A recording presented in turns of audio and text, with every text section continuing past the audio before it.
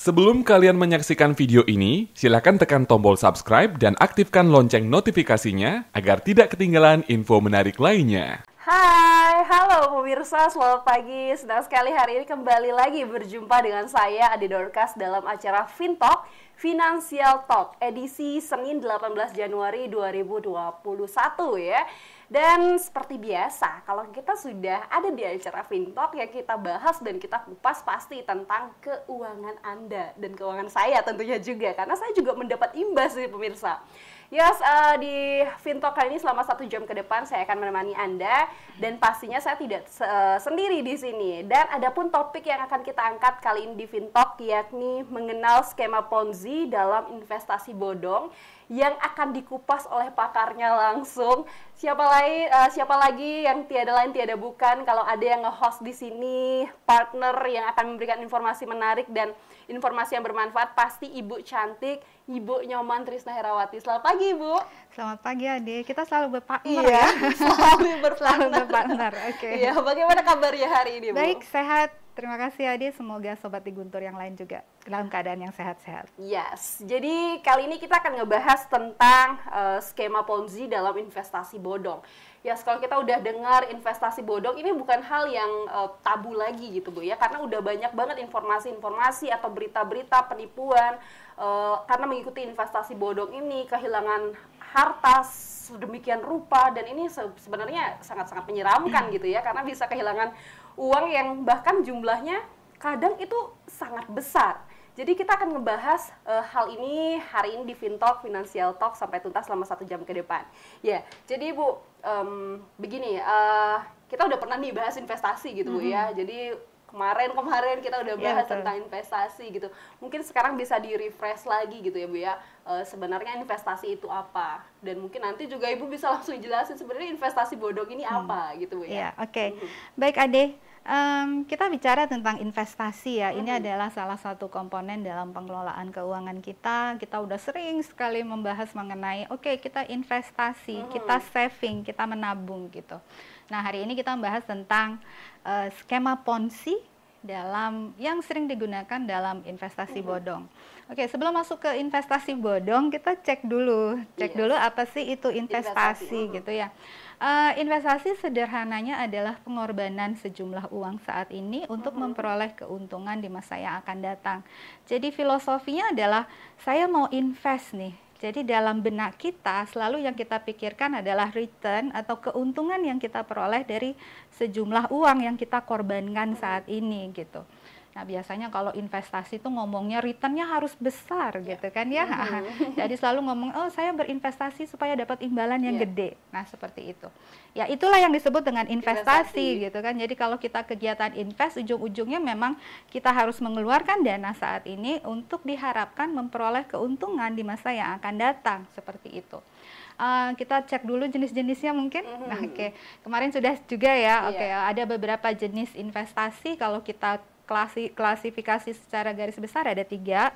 Yang pertama adalah investasi dalam bentuk real, tangible. Jadi investasinya itu bisa kita rasakan, bisa kita lihat secara langsung. Contohnya apa? Properti.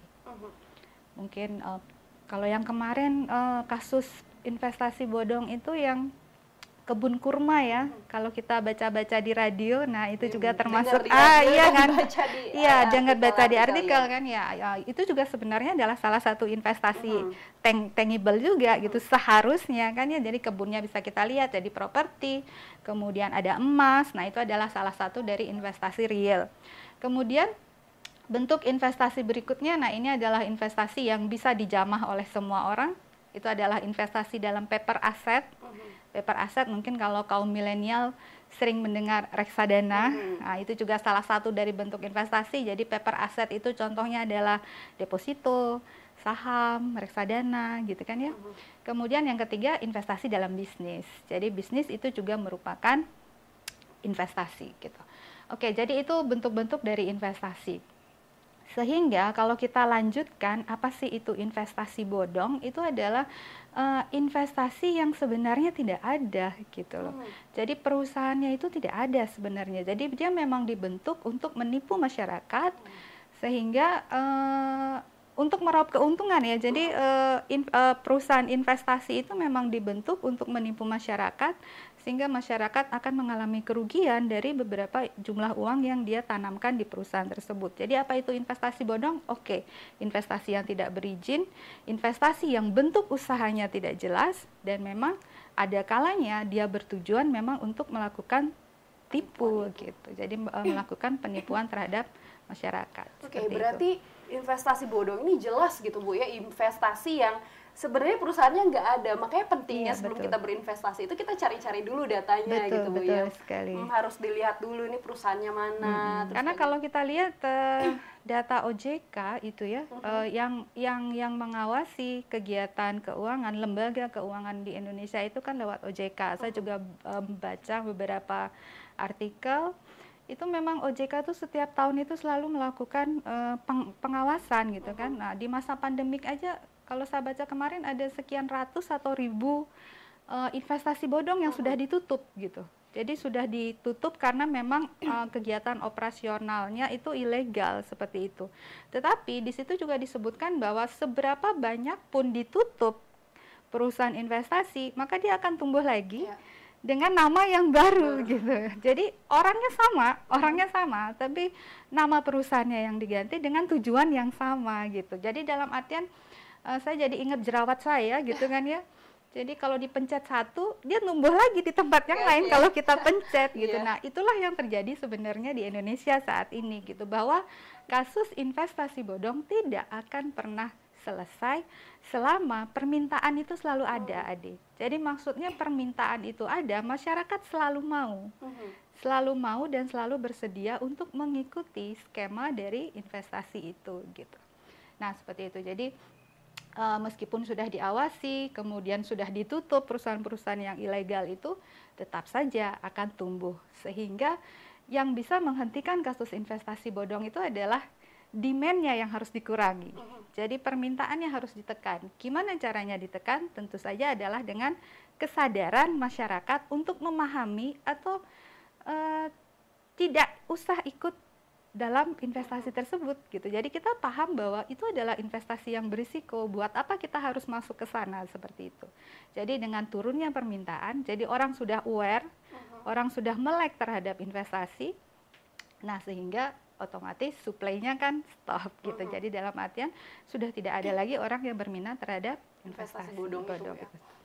Dan ini kan kita nggak bisa pungkiri juga gitu Bu ya, di Indonesia ini dari tahun ke tahun terus ada selalu aja ada. Ya, jadi kalau ada. kita baca berita itu selalu ada pengaduan ya, selalu ada pengaduan gitu. Dan sebenarnya ini apa gitu masalahnya? Ini kenapa gitu? Oke, selain permintaan gitu Bu ya. Jadi kalau tadi Bu bilang permintaannya memang harus diturunkan, dan ini masih bingung gitu, ini kenapa udah tahu bodong, udah tahu nggak jelas, masih aja mau, mungkin bisa dijelasin kayak gitu Bu? Iya, saya juga sempat, ini ada beberapa hasil riset juga ya, ada beberapa dosen yang melakukan riset terhadap investasi bodong, di samping dari beberapa artikel juga menunjukkan kenapa sih masyarakat Indonesia itu tertarik gitu, masih suka ditipu oleh investasi bodong ini. Yang pertama adalah tentu saja bahwa investasi ini memberikan keuntungan yang sangat besar gitu. Jadi keuntungannya itu maksimal banget gitu kan. Jadi kalau dibandingkan dengan suku bunga misalkan cuman 3%, 4% per tahun gitu kan. Nah, kalau investasi ini bisa kadang-kadang lebih dari 2% per bulan. Nah, jadi kalau orang punya uang 1 juta aja gitu kan ya, dia sudah punya, bisa masuk itu kalau misalkan 2% berarti sekitar 20 ribuan gitu kan ya per bulan, yang 1 juta lumayan banget kan gitu. Nah, jadi begitu. Jadi yang pertama adalah tentu saja masyarakat itu sangat tergiur dengan iming-iming keuntungan yang besar gitu. Jadi itulah yang membuat investasi bodong ini selalu ada gitu dalam berbagai jenis bentuknya. Oke, kemudian yang kedua, kita ngomong literasi keuangan lagi nih gitu kan. Jadi literasi keuangan itu lebih kepada pengetahuan dan keterampilan. Jadi pengetahuan keuangan masyarakat Indonesia masih tergolong rendah. Itu survei yang membuktikan. Jadi survei nasional literasi keuangan yang dilakukan oleh OJK itu masih rendah, meskipun ada peningkatan sih, setiap tahunnya ada peningkatan tentang literasi keuangan masyarakat secara umum, tapi kalau dibandingkan dengan negara-negara lain itu masih tergolong rendah. Itu berarti pengetahuan kita untuk memahami konsep-konsep keuangan itu masih belum, gitu kan. Itu yang kedua. Kemudian yang berikutnya ketelitian masyarakat kita yang juga masih rendah gitu. Ini yang saya baca dari beberapa artikel ya, dari beberapa artikel. Ketelitian itu maksudnya gini, kadang suka investasi bodong itu mengatasnamakan nama-nama yang bonafit. Jadi nama-nama yang memang eksis, sudah ada gitu kan ya, nama-nama yang sudah ada, kemudian dimodifikasi dengan sedemikian rupanya sehingga dia seolah-olah satu link gitu, satu anak perusahaan. Jadi dia menggunakan nama-nama yang memang sudah dikenal oleh masyarakat, tetapi dengan istilah yang berbeda. Nah, sehingga kadang kita, oh ini perusahaannya udah besar ini, perusahaannya udah bonafit, kita percaya gitu aja. Jadi ketelitian masyarakat itu yang juga masih kurang. Terus berikutnya adalah kadang-kadang juga kita merasa bahwa masyarakat kita itu acuh ya terhadap pengelolaan keuangannya ya. Jadi dalam artian bahwa tidak terlalu peduli. Pokoknya saya ada uang sekian, gimana caranya supaya uang itu bertumbuh, terserah gitu kan.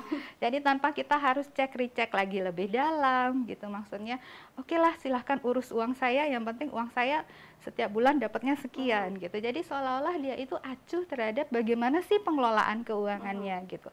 Kalau saya taruh uang di situ, returnnya besar, tapi resikonya seperti apa? Nah, seperti itu. Jadi maksud saya bahwa ketidakacuhan kita terhadap investasi yang kita lakukan itu juga menjadi salah satu penyebab banyaknya masyarakat yang masuk ke dalam menjadi korban dalam investasi bodong. Berikutnya juga hasil penelitian menunjukkan budaya paternalistik itu ya. Jadi ada beberapa kasus bahwa investasi bodong ini melibatkan jaringan sosial, jaringan media sosial yang melibatkan pimpinan gitu, pimpinan. Jadi pimpinannya inilah yang mengarahkan bawahannya untuk mengikuti investasi tersebut. Nah, kita aja sebagai bawahan kadang suka atasan saya saja ikut, ya, percaya, bagaimana saya tidak percaya gitu kan, karena budaya paternalistik kan seperti itu. Jadi pimpinan itu mendapat posisi khusus karena dia adalah pimpinan, jadi kita hormati, kita percaya, dan kita merasa bahwa investasi yang dilakukan tentu saja adalah investasi yang terpercaya gitu. Nah, berikutnya juga kalau tidak salah, waktu kasus beberapa investasi yang ada di First Travel, ya, itu adalah ya, investasi yang juga banyak melibatkan artis. Ya kan ya, jadi artis-artis ikut ke situ, di endorse ya. Jadi dia merupakan sebuah simbol yang memang diikuti oleh followernya, jadi yakin gitu kan. Nah, itu adalah salah satu juga kenapa investasi ini marak. Dan memang salah satu modus dari investasi bodong itu adalah melibatkan media-media sosial yang berpengaruh gitu. Jadi dia memiliki posisi sehingga bisa mempersuasi bawahannya atau pengikutnya. Nah, jadi mungkin kira-kira itulah yang menyebabkan kenapa kita tidak pernah terlepas dari kasus investasi bodong ini. Ya sebenarnya triknya itu luar biasa gitu ya. Iya, karena memang yang investasi bodong memang sudah direncanakan ya. Jadi maksud saya dia sudah di planning bagaimana dia bisa meraup keuntungan sebesar-besarnya dari ketidaktahuan dari investornya gitu tentu saja. Jadi ini benar-benar udah matang juga gitu persiapannya, memanfaatkan siapa-siapa aja gitu Bu ya di investasi bodong. Jadi sebenarnya ya gimana gitu Bu ya, mau disalahin juga tapi karena partner tadi dibilang gitu ya. Nah itu jadi fenomena yang memang sering kita baca juga ya, sering kita baca juga gitu. Tapi itu sekali lagi bahwa kita coba persuasi, kita coba memahami bagaimana sih alurnya sehingga kita bisa mengantisipasi. Itu sih yang penting gitu. Jadi obrolan kali ini diharapkan bisa mengedukasi juga masyarakat kita untuk menghindari yang namanya investasi bodong ini. Jadi walaupun mungkin sekarang gitu dengan iming-iming memang orang terdekat kita atau atasan kita juga ikut investasi. Orang yang kita percaya orang yang gitu kita ya, percaya kita gitu percaya. ya. Ikut investasi ya bukan berarti kita nggak percaya mereka gitu Bu ya, Betul. tapi kita juga harus teliti lagi gitu Betul ya. sekali, teliti. karena itu adalah uang kita tentu saja. Kita benar. yang bertanggung jawab terhadap uang kita. Kalau bukan kita, siapa lagi Iya. gitu. Jadi kalau sekarang atasan oke, atasan mah bebas. Iya, betul sekali. Itu Jadi adalah uangnya dia gitu. Orang dia banyak uang, nah kalau kita yang uangnya pas-pasan, kita Iya. ikut sesuatu yang tidak jelas, kalau hilang yang dirugikan siapa? Ya Kan kita juga gitu kan. Ini kan balik untuk keamanan Betul keuangan sekali. kita juga Betul gitu Bu sekali. ya. Jadi benar-benar dari yang tadi kita udah baca trik-trik yang biasa dipakai, yang tadi Bu juga jelaskan gitu ya, trik-trik yang biasanya dipakai oleh investasi bodong, kenapa masih banyak dan kenapa masih sering, itu bisa diputar balik gitu ya. Jadi yang kurang teliti, karena kurang teliti berarti sekarang kita harus makin Iya, teliti. betul. Jadi kurang edukasi atau kurang literasi keuangan, berarti sekarang kita harus perbanyak itu lagi. Iya, gitu kita ya, Bu harus ya. mempelajari literasi keuangan. Dan gitu. itu memang sebenarnya kan jadi kebutuhan juga gitu Bu Iya, ya. betul. Ini sebenarnya kalau ngebahas investasi bodong ini ngeri-ngeri sedap gitu ya. Ngeri-ngeri Betul sedap. sekali. Karena Soalnya return yang diberikan memang luar biasa gitu. Jadi kalau kita istilahnya orang Bali bilang nyongkok-nyongkok manpis gitu kan. Jadi kita tidur aja gitu, gak usah bekerja apa, uangnya mengalir gitu. Nah itu biasanya filosofi dalam return yang sangat besar itu gitu. Jadi siapa yang nggak tergiur sih sama Ya, siapa yang tidak return tergiur dengan return itu, yang gitu. besar, tapi ya balik lagi. Iya, Ini betul. kan kenapa bisa sebesar ini? Sebenarnya kan itu juga jadi tanda tanya Bu ya, karena Iya. prinsip investasi high return, high risiko kan Iya, gitu betul. Bu ya. Jadi ini kenapa beda gitu, nyongkok-nyongkok manpes kalau filosofinya Bu. Ini emang agak-agak Ya kalau dulu gitu itu ya. istilah orang Bali sih kayak gitu ya. Oke, dan tadi juga sebenarnya sempat salah fokus gitu Bu. Waktu Ibu bilang analogi investasi bodong ini kayak jerawat. Saya langsung membayangkan jerawat saya. Iya. Tapi sekarang udah bersih ya. Oh, bersih, Bu. Pakai krim apa? Oke, oke, itu beda Bu, itu beda. Beda ya. Kita bahas Iya, di luar tapi aja. filosofi muka berjerawat kan gitu ya. Jadi dia nggak boleh dipencet sebenarnya Iya. gitu. Karena kalau dipencet satu akan tumbuh di tempat yang lain. Kononnya begitu gitu. Berarti kalau Ya, jadi kalau investasi juga sama. Jadi seberapa sering pun OJK itu mematikan perusahaan investasi itu, selama permintaannya masih ada, dia akan terus hidup dengan nama yang berbeda, dengan modus yang berbeda. Seperti itu. Oke Bu, mungkin mau tahu gitu Bu ya. Jadi ini udah ketangkep nih sama OJK yang punya investasi bodong. Apakah adakah hukuman gitu Bu untuk mereka yang ikut atau melakukan investasi bodong ini Bu? Untuk anggotanya tidak. Setahu saya kan pemilik perusahaan investasinya yang dikenakan hukum pidana atau perdata ya. Saya juga kurang tahu, tapi yang saya tahu yang kemarin First Travel itu kan memang dia terlibat kasus hukum ya. Jadi di penjara, kemudian aset-asetnya kemudian disita. Nah, tetap saja nasabahnya itu yang pasti akan menjadi korban, pasti gitu. Karena biasanya investasi yang sudah macet, investasi bodong yang sudah ketahuan bodongnya sehingga harus ditutup, itu sebenarnya yang paling dirugikan siapa? Anggotanya gitu. Pesertanya itu sendiri, investornya itu sendiri gitu. Kalau pemiliknya mungkin dia sudah bisa mengamankan aset-asetnya, tapi sebagai investornya, dan terutama investor yang paling belakang masuk nih, nah karena skema Ponzi kan begitu mainannya gitu kan ya. Ya karena kita hari ini membahas investasi bodong yang berbalut skema Ponzi itu sendiri gitu. Jadi langsung, karena udah dibuka nih sama Iya, Trisna. oke, seperti itu. Sebenarnya skema Ponzi ini gimana nih Bu? Apa gitu ya? Bisa dijelasin gitu skema Ponzi? Iya, oke. Investasi bodong ini paling banyak itu skema Ponzi yang digunakan gitu ya. Jadi saya browsing gitu, apa sih itu skema Ponzi gitu. Ternyata nama Ponzi itu adalah nama yang diambil dari seorang mafia. Itu kalau dibaca sejarahnya bagus juga sih sebenarnya. Tapi kalau saya cerita nggak usah lah, browsing aja ya gitu, cek aja gitu. Sejarah skema Ponzi. Oke, tapi intinya bahwa skema Ponzi itu diambil dari sebuah nama seorang mafia dari Italia gitu. Charles Ponzi itu di tahun 1920. Lama banget kan ya, 1920. Dia itu memang pada saat itu bukan siapa-siapa, tapi memiliki ide untuk melakukan tipu daya. Jadi sudah namanya mafia ya. melakukan tipu daya penipuan terhadap kupon waktu itu yang memang menguntungkan dia tapi tidak menguntungkan anggotanya. Seperti itu. Skema Ponzi ini merupakan skema piramida, gitu kan, skema piramida. Jadi dia itu akan mengambil skema itu selayaknya rantai. Jadi contohnya anggota satu menyetorkan sejumlah dana, kemudian mendapatkan return tertentu, kemudian biasanya ujung-ujungnya dia harus merekrut lagi anggota berikutnya, kan kayak multi level ya. Oke, jadi ujung-ujungnya supaya memperoleh return yang tinggi, dia harus merekrut lagi anggota berikutnya. Kemudian anggota berikutnya ini menyetorkan lagi sejumlah dana. Nah, dana inilah yang digunakan menutup keuntungan dari anggota satu, gitu. Anggota 2 merekrut lagi, dapat anggota 3 kan. Nah, anggota 3 ini menyetorkan sejumlah dana. Nah, inilah yang digunakan menutup dari keuntungan anggota 2. Nah, terus seperti itu. Jadi skemanya adalah skema piramida sebenarnya. Jadi keuntungan yang diperoleh itu sebenarnya bukan keuntungan dari penjualan suatu produk atau jasa, tapi diperoleh dari setoran jaringannya, jadi setoran link-link yang ada di bawahnya gitu.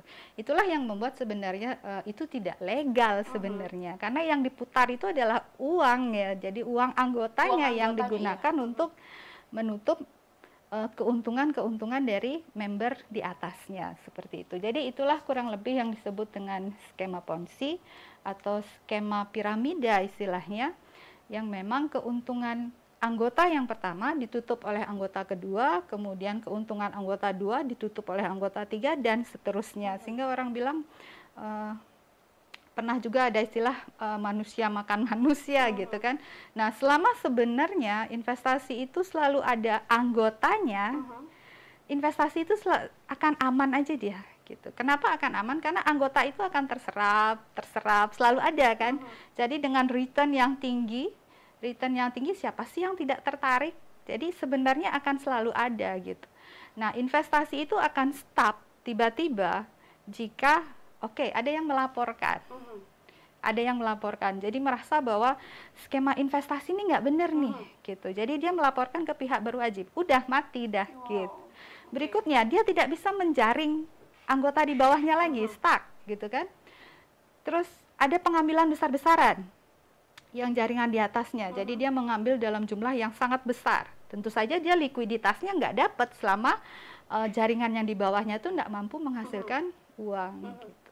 Nah, jadi intinya bahwa investasi itu akan suatu saat pasti akan terhenti gitu. Jadi tidak akan memiliki kesinambungan usaha yang lama gitu. Jadi dia akan berhenti pada suatu saat, dan pada saat berhenti siapa yang dirugikan? Pastilah investornya. Gitu. Jadi ini nggak asing lagi Bu ya, kalau udah kita bahas mungkin skema Ponzi kita masih agak ini istilah apa gitu ya, ini skema apa sebenarnya, tapi dan Ibu juga tadi sudah mempermudah gitu, jadi istilahnya kayak skema piramid gitu Bu ya. Skema jadi, piramida. Jadi kayak multi level marketing ya. Jadi kalau multi level marketing itu banyak kita lihat, tapi yang dijual kan adalah produk. Jadi ada kerjanya gitu kan. Ya, ada jadi semakin kita banyak menjual produk, maka keuntungan kita akan semakin besar. Kemudian kalau kita berhasil merekrut orang untuk menjadi member kita, keuntungan juga akan semakin besar. Tapi produknya ada. Produknya apa? Kosmetik misalkan, ataukah makanan. Dia kan dapat keuntungannya dari mana? Dari keuntungan produk itu sendiri. Tapi kalau Ponzi itu uang gitu. Uang itu kan harus diputar, Ade. Jadi uang itu harus diputar. Maksud saya, uang yang masuk itu harus dikembangkan dengan cara apa? Apakah dia diberikan ke pinjaman misalkan kayak bank kan gitu ya? Simpan dan pinjam, nah pinjamannya returnnya harus lebih besar, biasanya begitu. Jadi apakah dia dijual dalam bentuk produk seperti multi level, nah itu jelas usahanya gitu maksud saya. Tapi kalau investasi bodong, usahanya tuh nggak jelas gitu. Tiba-tiba saja kita dapat return yang besar, kemudian harus diajak merekrut anggota. Seperti itu. Dan ini bener ya kata Putri Yasna, yang di bawah ini yang sayang sekali gitu, belum dapat ngerekrut, tapi udah setor uang, ternyata uangnya dimakan sama yang di atas gitu. Jadi biasanya begitu, biasanya begitu. Jadi istilahnya manusia makan manusia Iya, gitu Bu ya. betul sekali. Dan hari ini seru sekali pembahasan kita tentang skema ponzi dalam investasi bodong pemirsa. Sebentar kita akan melanjutkan lagi obrolan menarik kita, dan di segmen kedua juga kita memberikan kesempatan kepada pendengar setia Radio Guntur untuk menyampaikan pendapatnya atau pertanyaannya terkait topik yang kita angkat kali ini. Tapi jangan kemana-mana, kita rehat sejenak.